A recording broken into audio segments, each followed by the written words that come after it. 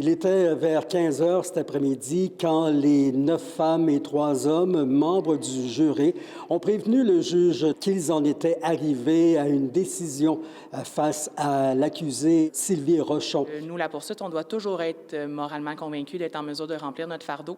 Donc, considérant que c'est ce qu'on a entre autres plaidé, une reconnaissance d'un meurtre au 2e degré, il est évident que pour nous, c'était l'objectif, considérant la preuve qu'on avait. Ainsi, ils ont reconnu la femme coupable de meurtre au 2e degré. Immédiatement, le juge Lemay a laissé entendre qu'il s'agirait d'un emprisonnement à perpétuité. Maintenant, combien de temps avant une libération conditionnelle? Le jury a fait là aussi ses recommandations et souhaiterait une libération conditionnelle après 12 ans de détention. Bien sûr, il en viendra au juge décider de façon finale le 30 avril prochain, date à laquelle les fils de Mme Rochon pourraient venir témoigner ou s'exprimer sur le drame qu'ils ont vécu.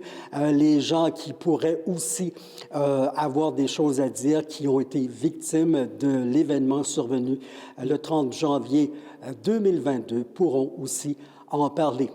L'avocate de la condamnée Sylvie Rochon, Élise Pinsonneau, qui a refusé de s'exprimer à la caméra, nous a quand même laissé entendre qu'elle réfléchissait à la possibilité d'aller en appel. On a toujours en tête, en fait, Mme Denise Rochon. Donc, pour nous et pour les fils de Madame à qui on a parlé régulièrement, c'est certain que c'est une certaine forme de soulagement, mais notre travail est surtout que justice soit rendue. Yvon Moreau pour RNC Nouvelles à Rouyn-Noranda.